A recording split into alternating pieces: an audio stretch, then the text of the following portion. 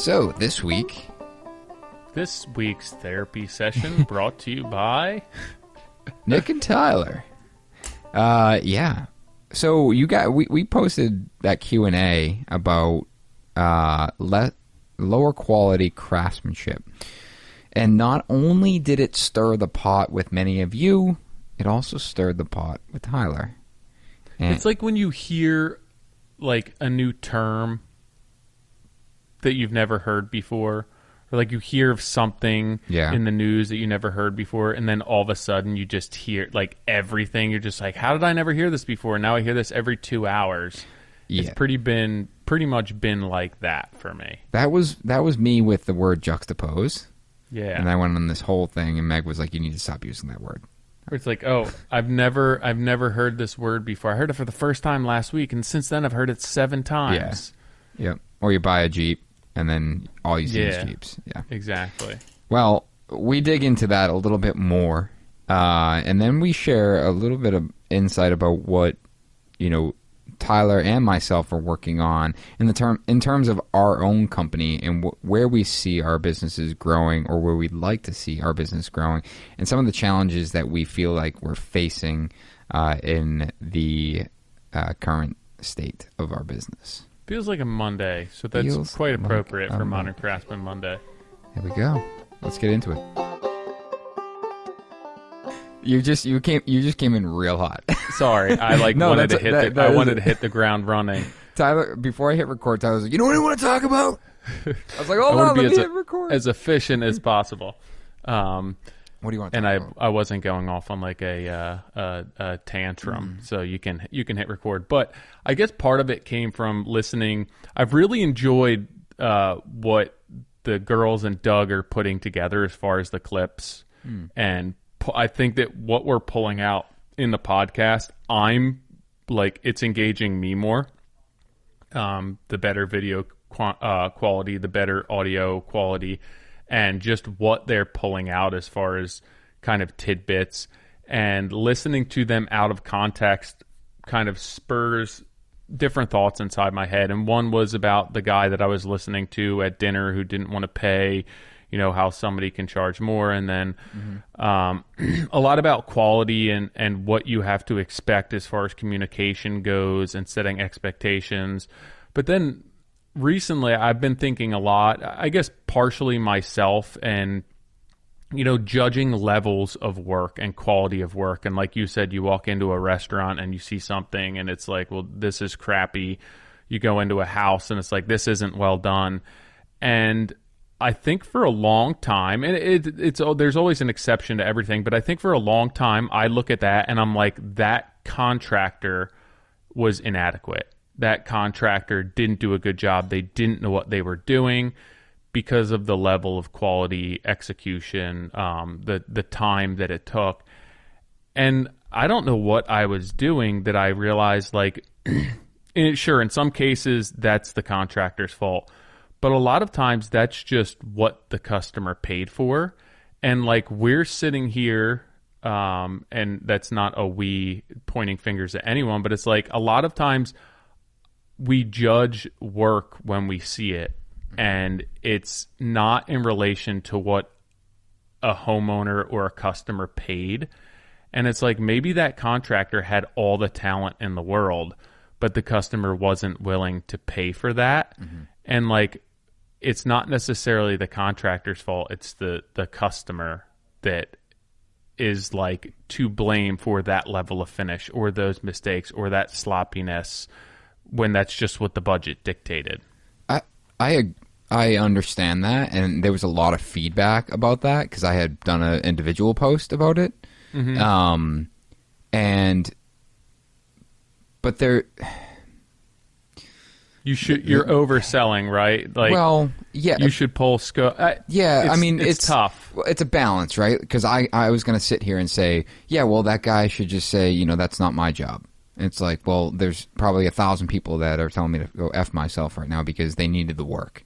Yeah, like, and there's bills to be paid. Food needs to be put on the table. And it's, and it's easy for me to say, or I shouldn't say easy, but it's like, I've told the story before where, I looked at a big job. It was one of the biggest jobs I've ever looked at. Super complicated, $8 million house. And the guy was like, my budget's $3 million. I'm like, I don't know what to tell you, man. And he ended up pricing with two other people, and one was like 5, and the other guy was 6.5, and I was 8. And he's like, listen, I appreciate what you do. Your work is impeccable, blah, blah, blah. I don't value that level of work. I'd rather build a bigger house than get higher quality work. And when he said that out loud, I was like, holy shit, like that makes a lot of sense. And that's what I want, those conversations where your example is, you know, very much the opposite of where they don't have that opportunity to be like, hey, you got to build a smaller house. It's like, no, I need a bigger house. Yeah. I need a 3,000 square foot house because I got 8 kids or whatever it is. Like, and this is my budget. So that, you know, the client, I think this is really on the client. Where it's, you know, well, in one sense, like it's on us in the sense of like setting the expectation, but it's on the client where they're like, they outline, these are the things I want. How do you do it? It's like, well, I can do a crappier job. Done. No problem. It's like, how do you get this installed faster? You know, it's like Brent Hull just posted a video. I don't know if you saw it the other day about the doors. No. And it's like we're celebrating. He talked about how we're celebrating. What the hell was the word? I got to pull it up because it was so. I just like and I had another. I was overhearing another. I should just not pay attention when I go out to eat. Maybe I should focus more on the conversation in front of me. But like listening to other conversations, and I feel as though our industry, everyone's saying, you know, we have to have more dignity and respect for ourselves, and it's like all of the accountability is on the contractor. And the more and more I think about it, like as a contractor and doing what I need to do, I need to fight for my customers and finding the right customer and educating that customer. Mm-hmm. If not, they're going to want to supply the cabinets themselves. They're not going to want to pay a kitchen designer. They're going to get their cabinets from Depot, and then like I go to install them and there's not the right sizes, there's not the right pieces. I'm frustrated. I'm losing money. They're not willing to pay more money, so I'm throwing stuff together. The layout's not balanced. It's not right. And like I have the ability to do that job well, but at this point in my career, like, are you going to eat the profit or eat the money, mm-hmm. or is the customer just going to get a lower grade of product? And then somebody walks in afterwards and is like, this contractor had no idea what they were doing. Mm-hmm. And it's like, you know what? The contractor didn't bring that all on. Maybe they were a little bit hungry for work, but like a lot of that was brought on by the customer and what they were willing to pay. Mm-hmm. And I think that, you know, if the customer and the kind of consumer were more educated and we changed and focused a lot of our energy on that, it would probably open up a lot of opportunities for contractors to be doing a higher quality of work rather than just like get it done. So that's exactly it. And so Brent he's on the Build Show. Shout out to the Build Show here. But he posted a video the other day on their Instagram and talked about how we are over celebrating installation instead of craft. Yeah. And I was like, holy shit, that's a great way to put it. And he went on to talk about hollow core doors. He goes, you know, this isn't a 6-panel door, and he literally rips it apart with his hands. He goes, it's cardboard and styrofoam. We're celebrating that this door is an interior 6-panel door. It's not a 6-panel door. It's not even made of wood. There's no wood in it. And I didn't even see this post from him, but that was what the second conversation was when I was out. I was out with Rachel for our anniversary like 2 weeks ago. Mm-hmm. And at the table next to us, the guy saying, oh, we moved outside of D.C. and our first house was built in the 50s and it had these like really heavy doors, and like you can't even get solid doors now. Like they're all just those hollow. And like who told him that you can't get like solid doors? So he like bought a new house and he's like, yeah, you know, the big difference is the doors, and like they just, you know, they don't make them anymore. So either somebody sold him and told him that, or like that's just so common that people think that they don't make solid doors. It's insane. It sounds insane because we are so in tune with what we do and know that we can build doors, buy doors, order doors. Like it's all available to us. But to the client, they have no idea. And it's more of a delicate conversation than I realized after we talked about it last time. And same thing, after seeing all the clips, I'm like, okay, I can kind of start seeing like a different perspective here, where the client's like, I didn't know I had another option. And this is something that we try to do. I just had this conversation the other day with a potential client, and they were like, walk me through how we get, like, we're at a $4 million price point. They want to be at $3 million. They're like, walk me through how we get there. Like, can you even hit that number? And I walked them through. I said, listen, the way we price is we're going to price the job, and which is that $4 million number. And if you truly need to be at $3 million, we need to be involved in the design to help guide a $3 million design.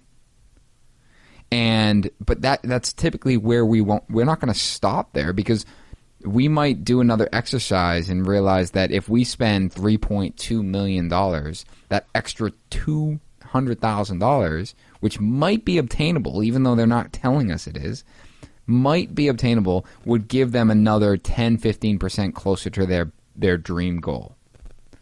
Yeah. And it's like managing and explaining those expectations, or managing those expectations.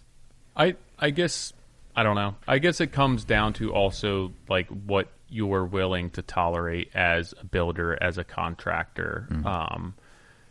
It's tough, like when the status quo is so low. What you have to kind of battle, like in order to be doing the work that I want to be doing, a lot of times, I mean, it took a lot of years to kind of cultivate the business that I wanted to be able to inhabit, that allowed me to have customers that I got to pick and choose, and that were open and receptive to how I wanted to be doing things, and kind of what my standards are, and where I can scale back and where I can push in like certain non-negotiables. But the level within the industry is pretty low, and the more I think about it, I don't think it's because of lack of training. I don't think it's because of lack of education, because there's not enough people here. I think it's because customers are driving price, mm-hmm. and it's what's a way that we can cut budget, right? Where it's like if a hollow core door a pre-hung costs $200, and even like a pine rail and style with MDF panels and poplar jams costs $400 or $500, like, and it's 20, 30 doors, like that's a huge way to save money. Mm-hmm. And like that's a situation where that should be a non-negotiable. Like it just shouldn't be allowed in a lot of homes. Like my girls run around my house and they slam my doors all the time. And like some of our doors are 8 feet tall. And it's a very simple way that they built the doors, but they're 150 years old and they're only 1.1 inch thick. And I'm like, yo, stop slamming the doors. Like you can't make these doors. They're 150 years old. Stop slamming them. And I think maybe a hollow core door will last 150 years because you literally can't slam them. But because the wind slows them down. Yeah, I know. Like you can, like the air, yeah, like the surface area stops them before that. You literally can't slam a hollow core door. But I'm like, what are we building today that's going to last 150 years and kind of develop that patina? I don't know. And this is the. Interestingly, like you and I were talking about this via text the other day, it's like this is where I've battled. I want to develop homes. I want to build homes on quote unquote spec, under the NS spec, and start building a very aesthetic brand behind the homes that we build.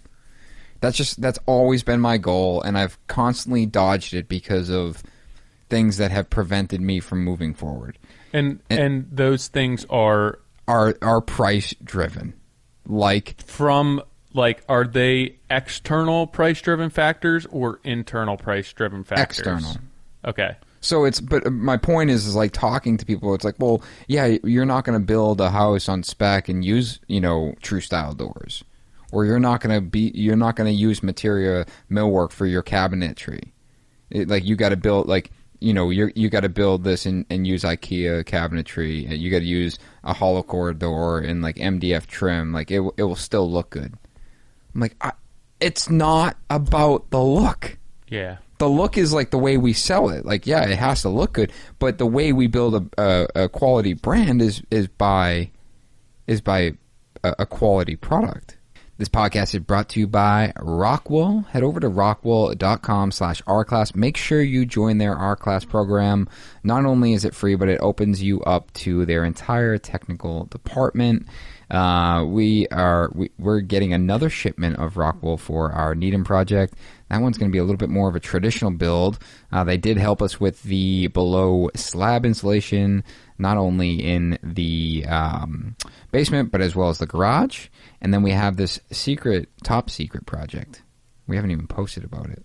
That we're going to be doing all exterior insulation. It's good for a good friend of ours here at Motif Media, Doug's house. So top secret, not anymore. You heard it here first. But they actually worked with Doug as well, because we're doing a full renovation on his house. We're going to be adding some exterior insulation, so we're going to be walking through some more exterior details. He actually just was asking me about how to fasten this stuff to the outside, because he's going to be helping out with that. Doug, yeah. Dang. He's got a whole toolkit. But I said, Doug, reach out to Rockwell. We got the technical team. They'll give us the spec on those screws that you need, the washers, everything. They've been great to us. They've been a great partner to us. So, like I said, make sure you join that R-Class program at rockwell.com/R-Class. Doug's going to be like, I'm done with the filming. I'm wearing a tool belt now. I'm a pro Rockwell installation contractor. I wonder if he got his knives yet? Yes, he did. He's good to go. That's all you need, Doug. Good to go. So what's the argument that you're getting that basically if somebody's going to pay that price, they're going to want to build something custom on their own? Yeah. So, and that's a valid point, right? Totally. It's hard to argue that. But at the same time, if you have the right customer who doesn't necessarily want to be making all of those decisions, and they come into a house where it's built top tier, top of the line, it's just like any other house, whether it's a spec, a custom. It's the funding up front where it's like, sure. So I've been down the road a handful of times on a couple projects, and then I get to the bottom and they're like, dude, your numbers aren't good enough. I'm like, well, we can sell. They're like, you can't sell it for more than what the neighbor sold their house for. I'm like, it's a totally different house. They're like, it's based on comps, and I get it. And it's, in the art, and plenty of people would be like, dude, Nick, just you gotta at least do it a handful of times the quote unquote wrong way that you don't want, to prove that you're even capable of building on spec and accomplishing it, which I understand, but I don't agree with. I don't think why do I have to start with a shitty product and then eventually build a nice product? Yeah, and that's tough, especially when, right? So you have this other side of your business that's doing high-end custom work, and now you're going to put out, for lack of a better term, a garbage product, right, to kind of appease the specs and the comps in your area. And that's like, this is an NS Builder's home, but it doesn't align with the rest of your brand when you're building for other people. Right. So it's like, if he won't spend the money on his projects, then, and his investors aren't backing him, then how can you expect their customers to do that? Right. But I think that even, to your point, it's like, if you get that product to market and you get the funding for it, there's going to be a buyer for that house. Totally. It's just that it's too risky. There's easier and less risky projects for the investors. 100%. And that's kind of why they're going that route. But I don't know. So much of this, again, is not coming from the contractor. It's coming from investors. It's coming from real estate professionals. It's coming from the consumer end of things. And like, our fate lies in the hands of the consumer rather than ourselves. Like, I'm sure that you're on the same page, but it took years and years of fighting for what I want to be doing. and fighting to convince customers why they should be investing in the systems, the processes, and the materials that we do, that it's going to be worth it long time. And that's just to kind of combat that stigma and kind of the status quo within our industry. And it's not easy to do that. Like, that's half the battle for us, is to continually push against what normal is. Mm-hmm. And like, I think that normal is not dictated by contractors. Normal is dictated by the consumer. And like, we have to eat, sleep, and die by that. Yeah. And unless you go out on a limb, like you're saying that you want to be doing to put your product out there, unless you fund renovations and overbuild and overinvest, you're not going to have the opportunity to be doing anything above normal. No, we've talked about that. And there was years and years of just constant overinvesting in order for us to grow the business. But, you know, if I were to go back and look at my numbers then, like, it wouldn't even make sense to me. To the point where it's like, how did I even support myself? Where it's like, I made no money on these jobs. Like, how was I actually taking a salary home at the end of the day? And those jobs that you were, right, so that's the other thing, those jobs that you looked back after the fact and you're like, how was I making money on these? Did you ever have this situation where the customer was pushing back at price, where it was like the top of their price point? Of course. Yeah. And like, so it's at the top of their price point, and you're not making money on it. Yeah. So how like, where's the disconnect there? The disconnect was the fact that they wanted what I had and they wanted the best price. I mean, you said in the beginning of this podcast, it's always price, like, it's so price driven, where, you know, there's few clients in my career that have not tried to negotiate a better price just for the sake of negotiating a better price. And the few clients that haven't done that have been substantially better to work for.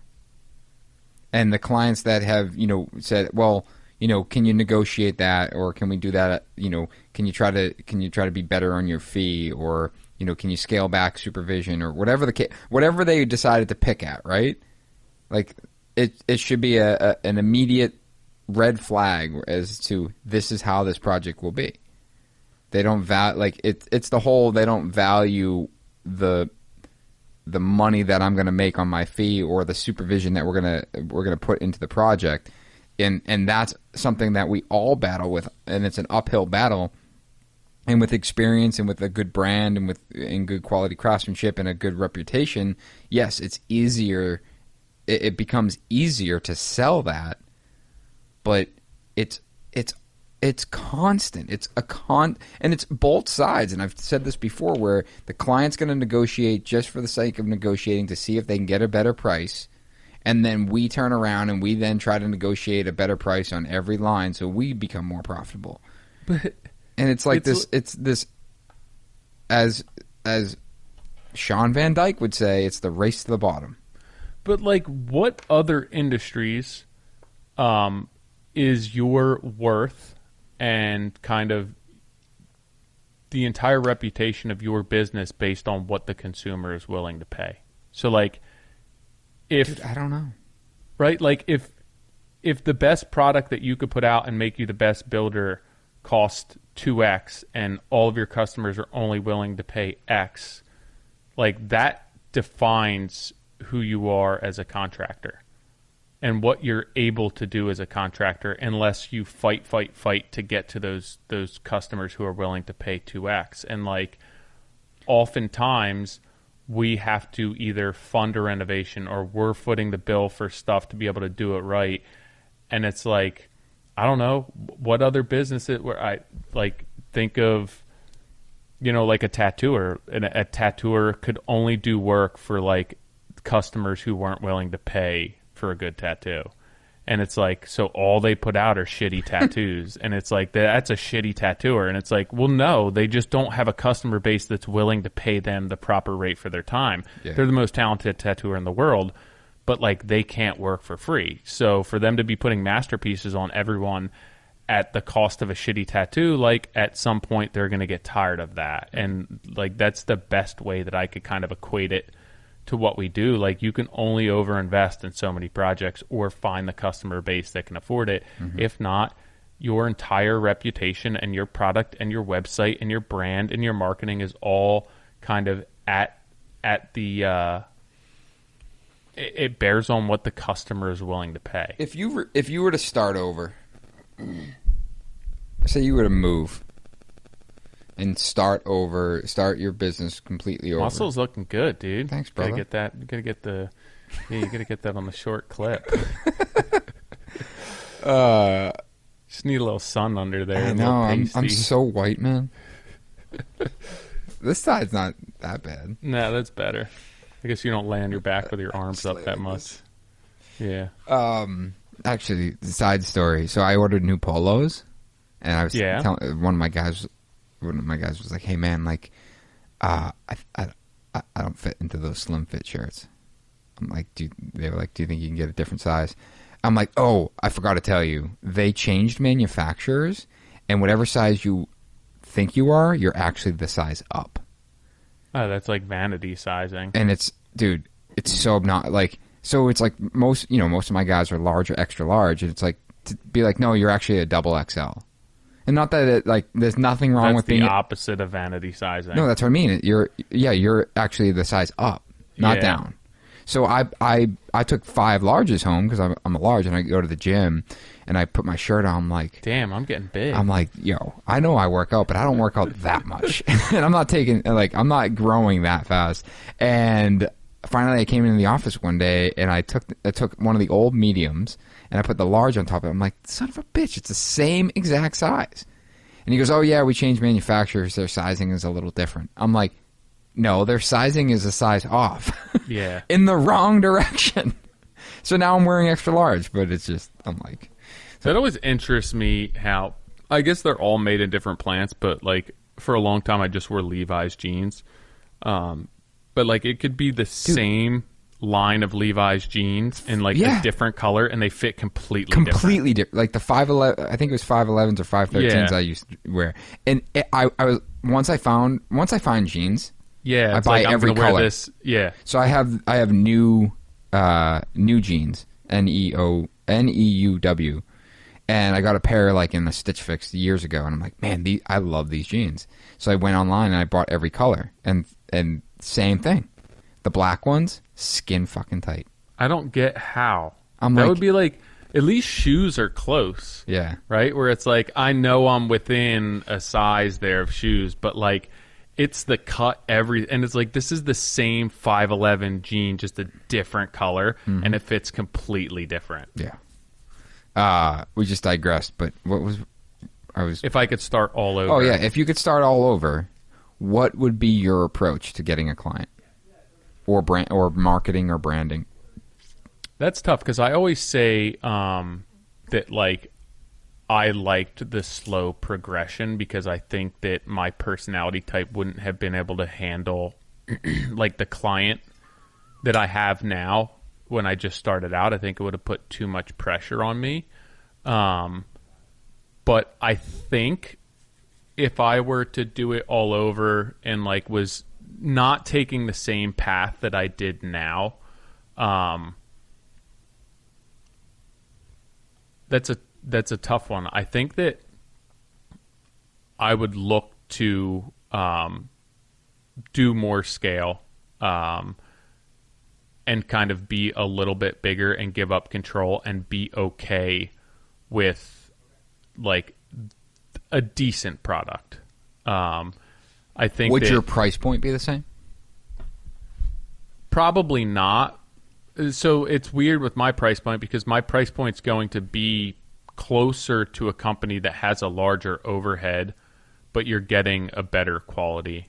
So like my price may not be cheaper than a larger company that's footing a bigger overhead. I just make a higher profit on it because I'm spending, maybe not a higher profit, but I'm spending more time on it. So I think that I'm like in that same price point. But I think that I would make money more so on sales and employees and kind of little numbers coming together to make bigger numbers rather than like having all of my eggs in one basket. I don't mind what I do, and I like the direction that I've taken things, and I'm supplementing with other, but in hindsight, I think it would create a lot less stress if you had a customer who like is paying for something that's decent, and it's not the bottom and it's not the top. You know, I'd like to I think that it would be far easier to sell a product to somebody who just wants something that's going to last, but it doesn't have to be the best of the best. And I think that it'd be easier to put subs in place for that. Mm-hmm. It'd be easier to find employees. I think you'd probably have a little bit more headache, but I think that it would all work itself out. But that would be a personality change. I'd have to give up that control and kind of be okay with not having everything be just right. I just wrote on my whiteboard behind my computer when you were talking.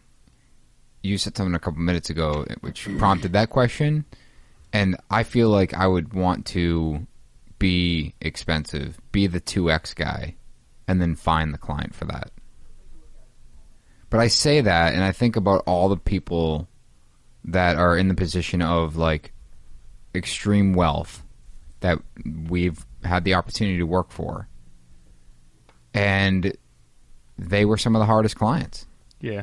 Like, would they have paid 2X?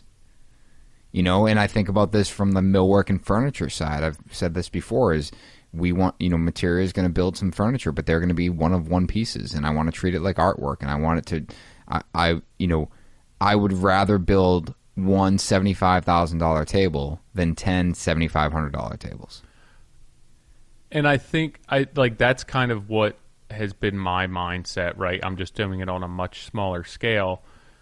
But then you do have to think about the type of customer and the designer and the entire team that's coming around with that. And it creates a lot of anxiety. It creates a lot of stress. And you have to have your hands on a lot of that. And I think that if you create a product and kind of market to a different type of customer, I think that a lot of that, it doesn't go away, but it's not as high stress. Yeah, and I don't know if one's right. It's not one's right or wrong, but like I remember when I first started in business, and I worked for a plumber who would work for a lower grade of customer, and like I remember that being, I was learning and digesting everything, and everything's new, so it's so exciting. So maybe my view and perception is slightly skewed, but a lot of those customers were very grateful and very kind and down to earth and just appreciated everything that you were doing.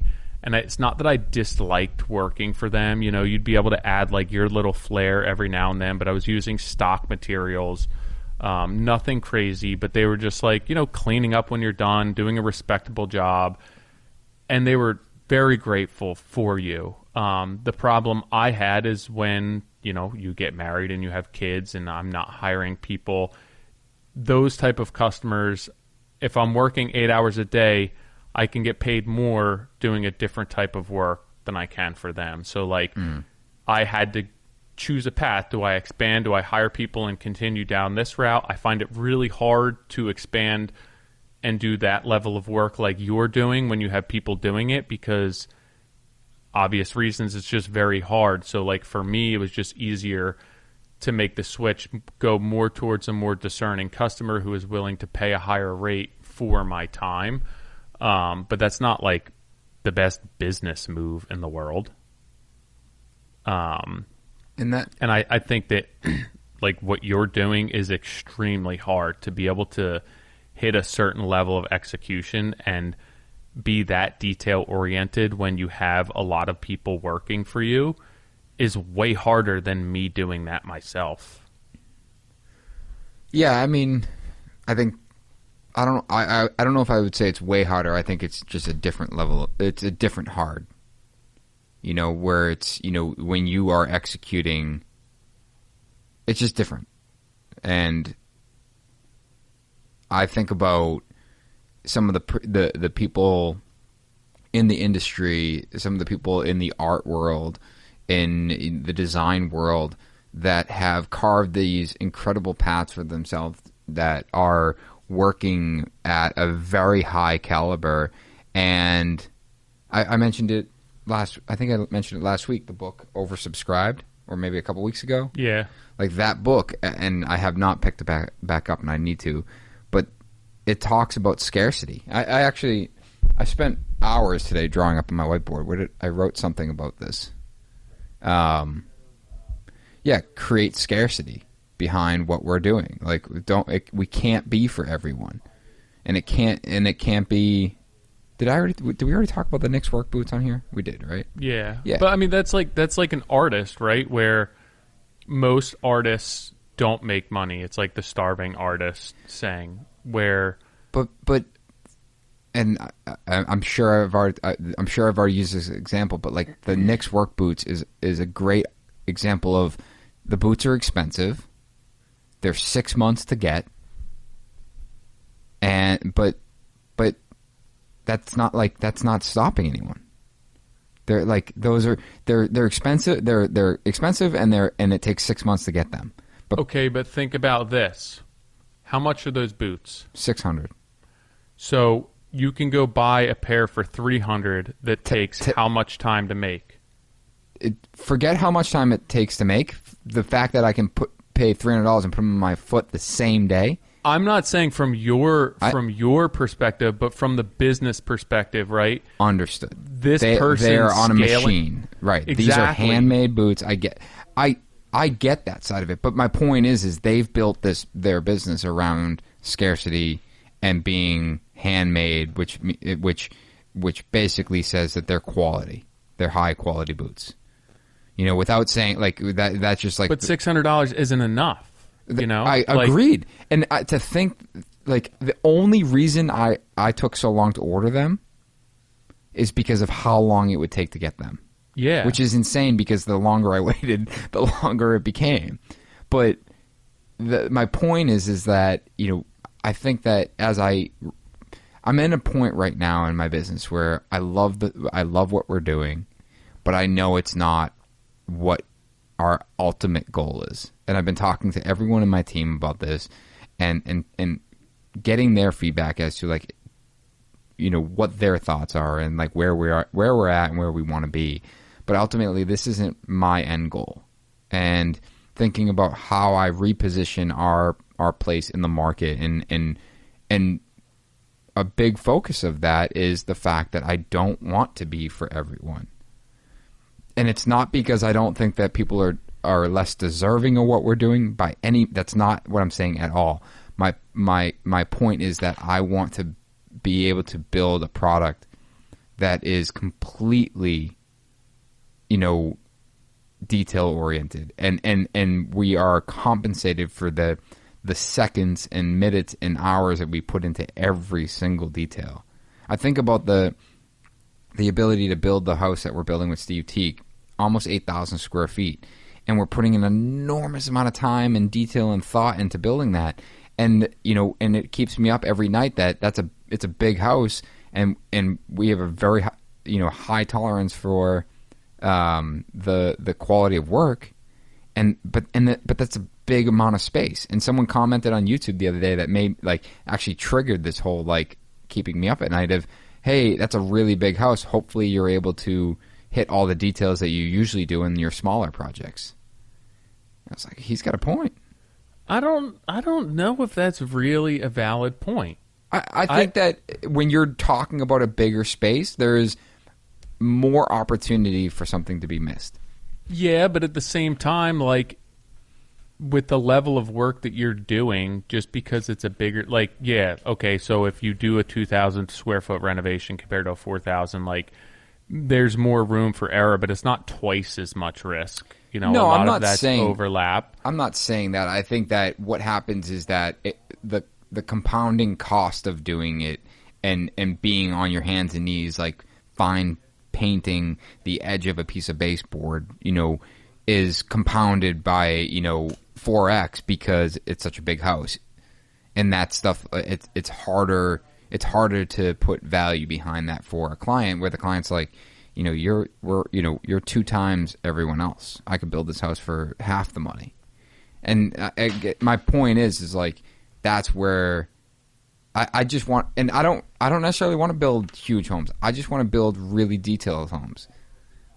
I had the opportunity to tour that house yesterday that I sent you, 1,400 square feet.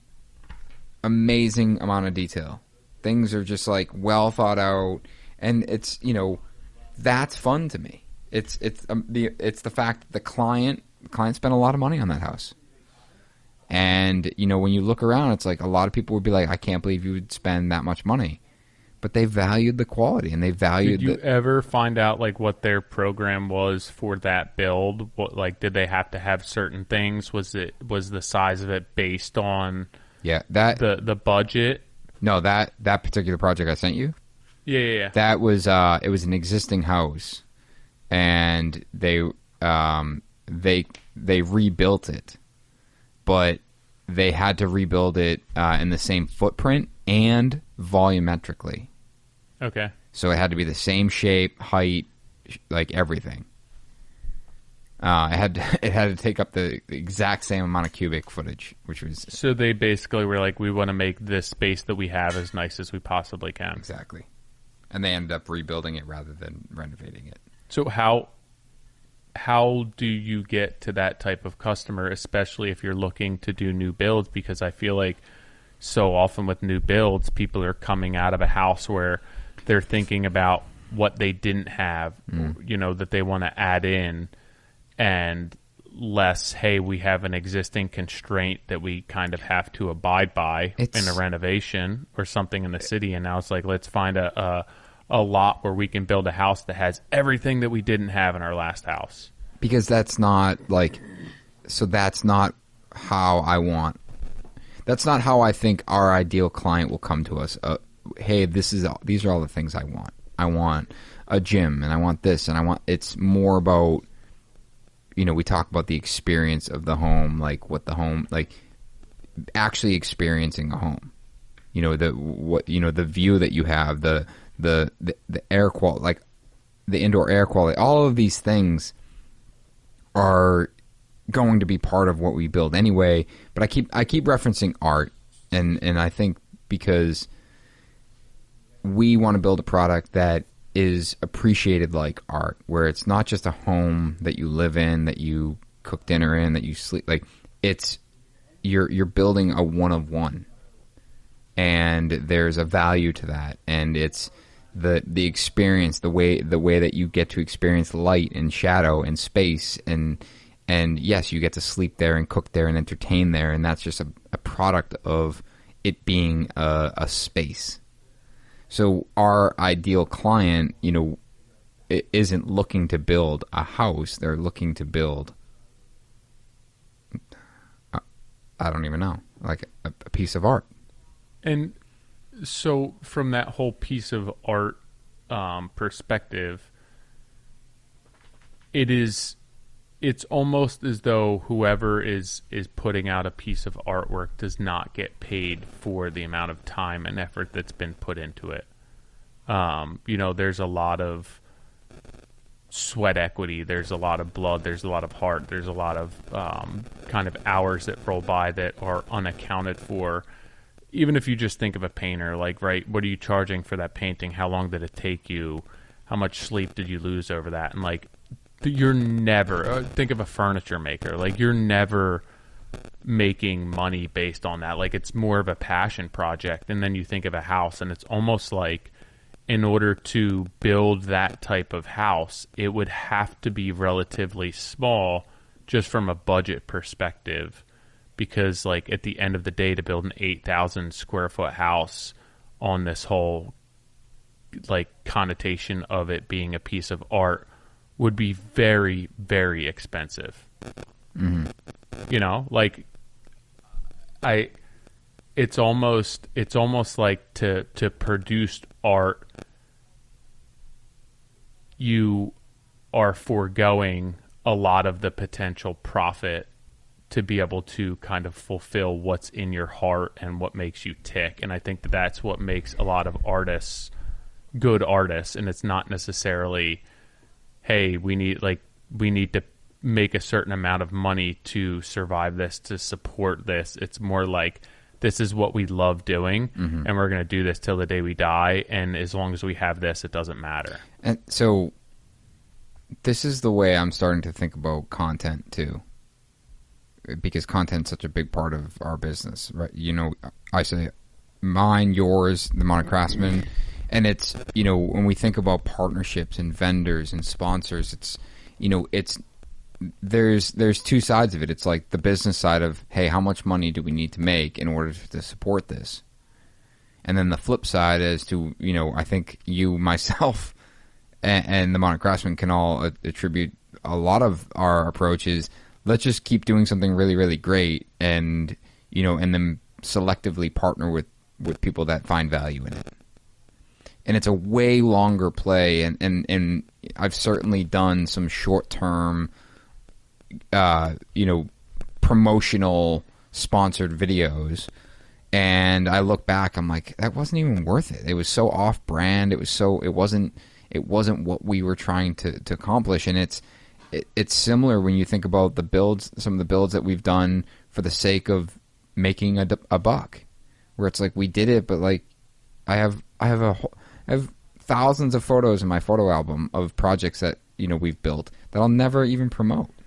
Yeah, so like it sounds as though what your end goal is, and what you're, you know, you sent me a text message the other day where it's like, I had this realization that I'm not where I want to be, and I want to try and figure out how to get there. And it's you need to figure out how to be able to support your family, your business, your employees, your vendors, you know, everything. You have to be able to make them sustain, while having a mindset of building a house that you won the lottery and you don't need the money, and this is what you would be doing if you won the lottery, right? Like, right. That's the type of houses that you want to build. Like, I have enough money, I'm set for life, I'm just doing this because I love doing it.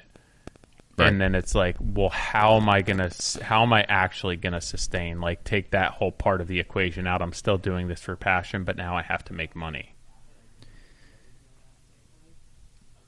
It's tricky. It is. Do you think it's crazy when I talk about building around, like, let's just start with the country, like anywhere in the country?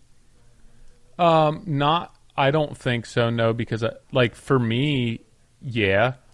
But I think that you have developed a network, and you have a large enough network that, like, building an hour and a half away wouldn't be that much different than building a plane ride that's an hour and a half away. What about 5 hours? I don't think it really makes that much of a difference then. If you add that to the whole job, how many days of travel is that going to actually change? Right. Like, you know, if you're going to a site visit twice a week, like, it's a year-long project, whatever, it's not adding that much more to your daily routine. Right. If you can plant somebody there, like finding subs, I think that you've developed a big enough network, and you know enough people, and you're very good at that, and kind of planning yourself in a situation and feeling comfortable, that you would definitely be able to do that. I would never try it. I'd like go work for you and try that, but like I might hire you. All that. But so like we're getting more and more people reaching out because I've talked about it publicly. Yeah. And I have one project right now that is up on my board in front of me that is in California. And he sent me the renderings of it. And I'm like, this is amazing. Like, this project is amazing. And it's a young kid. And I'm like, this is great. He's like, I heard that you're thinking about expanding outside of Mass. If you're interested in building this, let's talk. But it's amazing. Why? It's because of the product. Because of the product. So my point is like, this is where I have been trying to find the solution of, like, if I want to build a particular product, what is the formula to get there? And what we're talking about today is two formulas. One, I go where the clients are, right? I.e., what does IE mean? An example? I don't know. Let's look it up. Keep going. All right. Proceed. I.e., this guy in California. I go there because the product makes sense. That's what I want to build. Option 2, do you find it? Yeah, it says IE and EG are both Latin abbreviations. EG stands for exempli gratia, I don't know. Okay. Gratia. For example, IE is the abbreviation for ID, EST, and means in other words. None of that makes sense to me. Anyway, No. So option 2 would be this development route where I build the product and market it to a clientele that I believe exists. Where there's risk to both of those, I guess, if you want to break it down, right? The risk of doing something remote and having a bigger buffer between, being on site and not on site, and then the side of development where it's, okay, well, now you're building a product that currently does not exist in this marketplace, and do you know that it will, or that it will be successful? And as I go back and forth with this constantly, I'm not. This was not meant to be a therapy session, but I go back and forth with this constantly in the sense like, all right, why not just do the development? I'll do it for $0. I'll make no money on it, and I just need to see if this works. Like, let me just proof of concept. If it doesn't work, it doesn't work. Like at the end of the day. But do you think you would do it if you really felt it wouldn't work? No. The reason I have this small percentage of me that thinks it won't work is because of the vast majority of people telling me that it doesn't work. And which is weird. This is all very new in my mind of like realizing where I'm at in the business, but also like in these decisions, and it's because I'm uncomfortable with this. I'm comfortable building and remodeling, and I've done this my whole life, and I've put all that stuff together. The financing, all of the funding, the deals, like all of that is so outside of my comfort zone. Yeah. So that's where I've always been hung up, where it's like, I think of our brownstone project that we're going to do. It's a 3-unit, we're in design on it. It's going to be a development project for NS, and we're going to do it to a very high caliber. But and all parts of me believes that I'll be able to put that on the market and sell that for top dollar. I'm hoping that when I finish it, I can afford to live there. Yeah, that's the goal. But I'm going into that like with the mindset of no, this has to be our product. This is our opportunity. We already acquired the property, and it's like considering that for every project. And I don't know. I truthfully, I think that the moment I do the first one, it'll be like, okay, now I understand. But until I do that, I'm just going to sit here and talk about it on the podcast for the foreseeable future. It just seems as though you're always finding a way to build what you want to build, even if the customer's not paying for it. Yeah. And that's not a knock at customers, but it's I understand. Okay, this is what I want to build. How can I make this happen? Can I bring in a partner to give me the materials for this? Like, can we, right. Can we bring in somebody and shoot this and get the ad money that now, like, it's kind of paying for the labor to do that. And the customer's getting that because, right, you're at the top of the price point anyway, and you're trying to create this piece of art. Mm-hmm. And, like, at the end of the day, the art is in the eye of the beholder, or whatever the heck that beauty is in the eye of the beholder. So, like, a lot of that art right now is for you. It's not necessarily, you don't have that customer coming to you saying, hey, this is what I want. They're not commissioning you to do exactly what they want. Like, and I think that that's going to be hard to find. And I think that in order to do that, it is scaling back because, like, you're looking for the unicorn lead. Mm-hmm. And how many unicorn leads are there? So now you're like, I can't find the unicorn lead. I'm going to make this unicorn lead in my science lab, i.e., you're gonna build your spec to be your proof of concept. And it's like, I don't know, that's why people end up doing volume, because you're depending on a handful of unicorn leads a year, and they may be the type of thing that's like once in a career. So if you want to get there, you have to have a plan B there, because if something falls through, or it just ends up not working out, or it's not fit, or whatever happens, you need to have something in your back pocket that you can still do what you want to be doing, and it's not necessarily based on the consumer. And that goes right back to the conversation that we had before, where like what you're able to do is directly driven by what the consumer is willing to pay. Yeah. The amount of details you want to put in, the level of detail, the finishes, all of that. At the end of the day, what you can get photographed and what can go on your website, if your customer's not willing to pay for it and you're not willing to foot that bill or kind of put in that sweat equity, that's not an NS project. Yeah.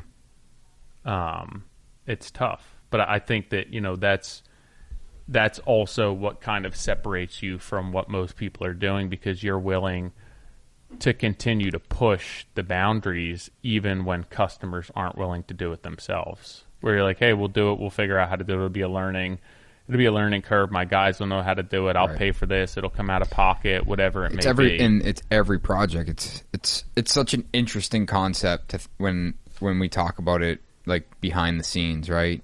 And most clients never know about it, where it's like, they're paying. You hit the nail on the head, where it's like sometimes we'll supplement a product in a project and we'll cover the cost for it. Like, I don't want to use specific examples, but like say one product is $20,000, but there's a better product that's $30,000. We'll charge the client the $20,000, we'll pay the extra $10,000, and we'll try to offset that by doing a brand deal with them. Exactly. Like, hey, give me that product at $20,000, or if we're lucky, give me that product for nothing, and then we have the money to cover the videography and so on and so forth, and then everyone wins. But when you really break it down, everyone wins in the sense that the client gets a better product, the brand gets recognition and content. We get to build the product we want, but it's the sweat and all of the work is on us. But ultimately, that's because that's our decision. That's the hours and the equity that we're willing to put into the project in order for us to get a better result. And this has been that constant. It's been that whole reinvest mentality through our whole career. Every job we reinvest, and now we're just now we're at a point where, okay, we're going to reinvest on the client's behalf. But then we're going to see if we can recoup some of that money by using social media, using brand deals, like whatever it is, product sponsorships, like, which is great. But I don't know. I don't know so what the but is there. But you think that a lot of what you're doing, even the brand partnerships and these deals that you're kind of inking are short term, but do you feel as though a lot of this kind of, I'm going to supplement this to be able to build the product that we want and to be able to foot that for this project? Do you think that a lot of that is a short-term solution for your long-term goals? Like, what if you did these brand partnerships and you took that money and you put it somewhere to be able to, hey, in 5 years now I have the $500,000 that I need to be able to invest in this? Like, do you ever consider that, as far as like right now it's kind of getting you through, but it's not necessarily doing as much for your own goal in the future as it could? Or is it all part of that whole process where it's like, I think it's a process. I think it just keeps adding. And I think at one point I had said that we're finally at a point where we're done reinvesting our profits into a project because we don't have to do that anymore and we can charge adequately. But the reality is no, we still do it because we want to deliver a product that is to the highest caliber that we possibly can. I made a comment on one of my jobs recently that we were on a team call and the client was talking about this front the light on their home, and if they wanted to make it gas, so it would flicker. I'm like, oh, hell yeah, let's do a gas light. They already have gas in the house. And someone had said the cost of it, and I side texted my team in that meeting, and I was like, do it anyway. I'll pay for it. And, one of my guys was like, if you're handing out gas lights, I could use a new window on my house, or like something like that. And I laughed, and I was like, why do I do that?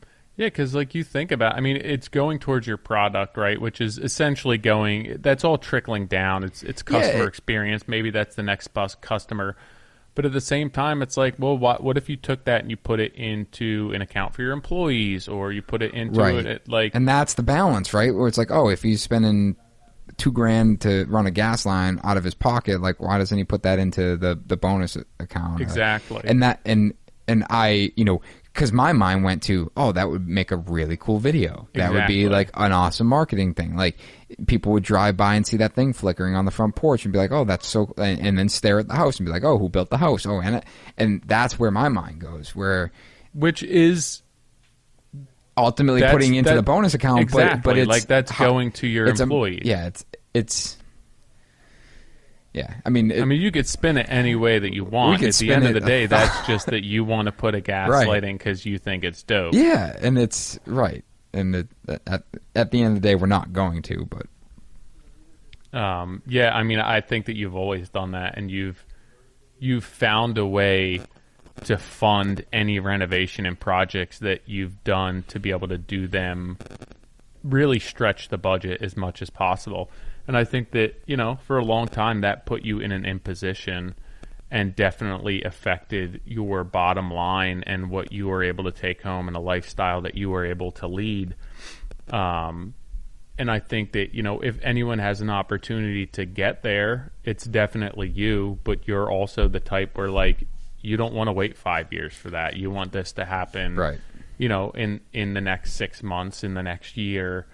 And you're not the most patient person, but, you just don't want to wait for things. But I think, you're going to be able to will anything that you want into happening.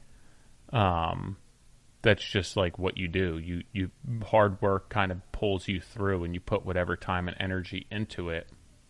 I think that, formulating a plan and having an option A and an option B, and kind of like a safe backup to fall on, because right now you're funding little one-off things on each project. It's not an entire project. Mm-hmm.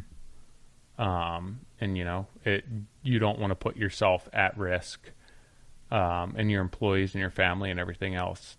But that's tough. It's really tough to make money while creating art. Yeah. Unless you end up being like a mainstream artist, right? But if you think of like true artists who are doing it for the sake of art's sake, they put a ton of time and energy into everything. And if you were to break down an hourly rate for them, it's probably pennies, because they're not doing it, they're not doing it in the back of their head that there's a spreadsheet that they need to hit a certain schedule or deadline. They're doing it because they just want it to be the best that it could possibly be in that moment. Mm-hmm. And there's no regard for financial compensation, for their return on their investment. It's just like they're fulfilling or filling that void within them to kind of make themselves tick. And then the money is always kind of tertiary, which is always crazy to me about art, because you see the prices of things and you're like, whoa, that's so expensive. And a lot of times it's just because you don't value that piece of artwork. Right. And but someone does. Someone does. And that's the going right back to the beginning, is finding the client that values that. Exactly. And even if you don't value that artwork, you can quantify that to kind of make it make sense to you, where it's like, hey, that's a $10,000 painting. And it's like, well, it took them, 2,000 hours to make. And it's like, what are they making per hour?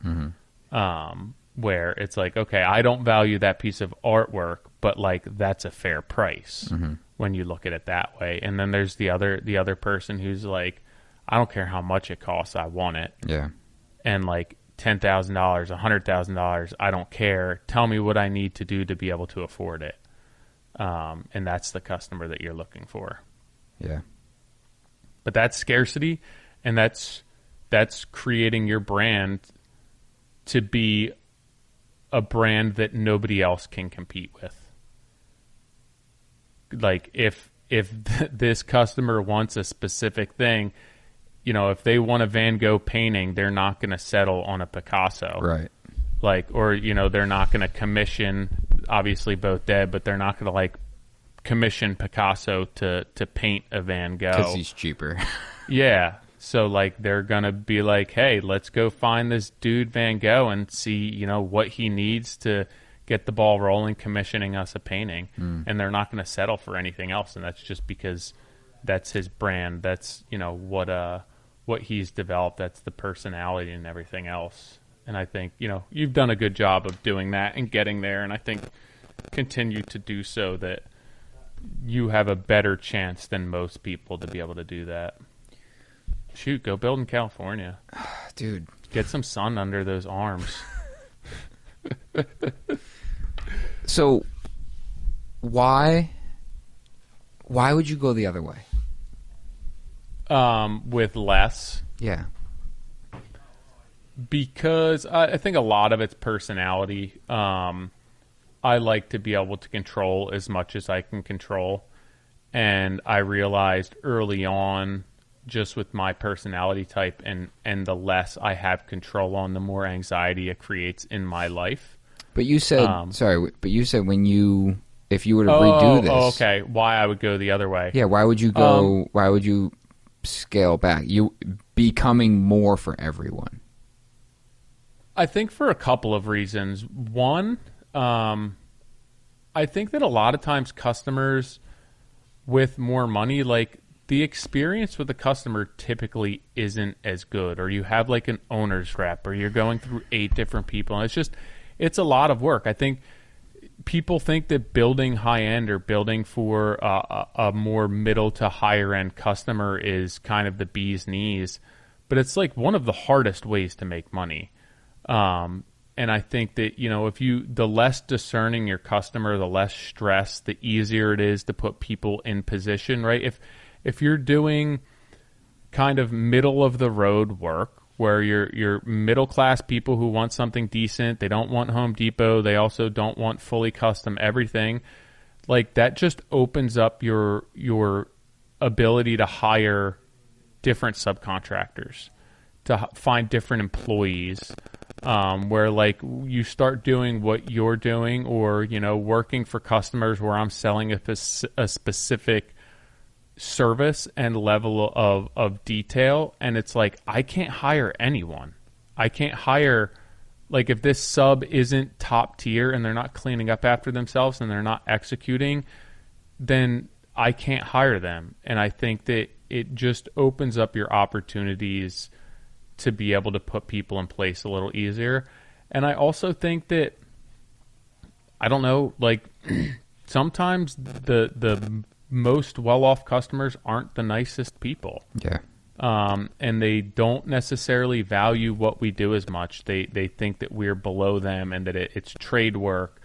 And I've worked for a lot of people who were just, you know, super gracious to have me there and really appreciated everything that I did. And though it wasn't the best work that I've ever done compared to what they were living with before, they really enjoyed it. Like if I could make money working for people who were underprivileged, and being able to volunteer or put people in place to be able to help people who couldn't afford things like that, giving back to people, or, you know, making something a little extra special on a job where it's like a gift of my time would be ideal. It's just I don't know how to make money doing that. But like ideally, if I could choose anything and like put money aside, I think that working for people who are less fortunate, who don't have anything, who don't have like what we were brought up with. I think for me, like as far as gratitude and waking up every day feeling as though you had a purpose, it'd be hard to beat that. I agree. I mean, there's definitely, I feel like a lot of people listening probably just amend you at the, you know, a lot of the well-off people aren't always so nice.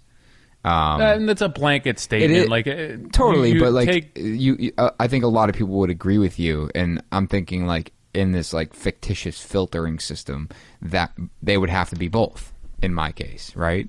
Like they have to be nice and, you know, be able to afford something that is considered art. And that, a lot of times they just don't have the time, right? They're like, their time is so valuable that like, and that's the interest. They can't be bothered with this, right? And that's where the interest comes from, building for yourself and selling it as a product. Exactly. But yeah, I think I would do things differently, but I think that, you know, getting to the customer base that I have now and like you working towards where you want to be, a lot of that it was what I wanted to do. Yeah. For my own reasons, and it still is. Like what the work that I'm doing now is the work that I want to be doing. Nobody's putting my hands behind my head and holding a gun to my head and making me do this. Like I'm taking the jobs that I want to take, whether it's for profitability, because it's the details that I want, because it's a nice customer, or because of all three. But you know, if I threw a lot of that out the window, I don't need to be doing the highest quality work, but like people being grateful, and being able to help people and making people happy. Like, you know, I think in a lot of jobs I probably ate my shirt because I wanted to please someone. Yeah. And like they were the type of customer that was very hard to please, and I would just bend over backwards or kind of dump more of my time into them to try and, you know, they're going to love this. You know, this is going to be the best surprise for them. And then just like that's the type of people that they were, and nothing ever changed. I wasn't able to change them, and it was foolish of me to think that I was. Your pocket door story is a perfect example. Exactly. It's like, oh, they're going to love this soft closed door. It's an upgrade, costs me more money, but I know it's worth it. This door sucks to open. Yeah. It's like, you're welcome. Yeah. But that's it. Like I've worked for a ton of people that had nothing early on and just like put in junk bathrooms, you know, not anything nice. Yeah. And they like were just blown away and so grateful. And like I guess the gratitude there came from the people and the person experience rather than the work. And I've kind of shifted now where like the work is what gets me by, and if the customer's great, that's just a bonus. But really, I'm there to like get my get fulfillment from the work itself. But I don't know, man. That's a tough question. I would love to be able to like volunteer more or go spend time helping people. It's just like, how do you afford a life while doing that? And I guess that's like perpetuates the entire issue. Yeah. But that would be cool. I would love to be able to offer, like I know for a while you talked about offering a product that was like more affordable to people, but still quality, and how to get there. Yeah, and in recent conversations with, you know, an architect that is like interested in doing this development stuff with us, we talk about that from the whole multifamily side, where it's like, you know, we offer a high quality product in a multifamily environment because then we can build them at a lesser price per square foot. Exactly. And yeah, there's just, I don't know. Today has been a wildly overwhelming day for me, and it just in the sense of my own head. I had to clean my office, and then I just stood at the whiteboard, and there's just notes everywhere, and none of them even like connect to each other. I just was trying to write everything that was on my mind. You need to like go tie on some shoes and just go run. You know what? I didn't work out this morning because I had to stay back with the kids from Meg, so it probably has something to do with it. Yeah, you need to like sweat it out and just be like, all right, I feel better. Probably Get to your little flow. Yeah. All right, dude. Yeah, I got to pick the girls up in a little bit. Rachel's in New York today. Oh, nice. I feel like it's been crazy and it's been busy. Yeah, it's been a busy fall. Yeah, and then it's going to be like Christmas before you know it, which is it's also insane. Wild. I got to hopefully do my shopping earlier this year. Next week we got John Bear from John Bear Contracting. He wants to talk about heading into year 5 of owning a small design build company. That's cool. Yeah. A couple more years, you'll be making money. Well, that will start out with that. Hey, are you making 2 more money? years and you'll be good. Well, big thanks to our sponsors, as always. If you guys want some swag, make sure you head over to iTunes, drop us a review for the Modern Craftsman. See if we have any new reviews this week and give away some swag. This week, let's see. What do we got? Tell everyone you want to make the $sign builder menu t-shirt. Oh, yeah. A lot of people are asking for it, so we might have to do that. We got... Oh, did I read this last one? Yes, I read this last week. So no new reviews this week. So you guys got to hop on there and drop us a review. But if you want to buy some swag, head over to our Instagram. Link in the bio. You can buy some from our good friends over at Upstate Merch. And as always, big thanks to our sponsors, Rockwool. We'll see you guys next week. Adios.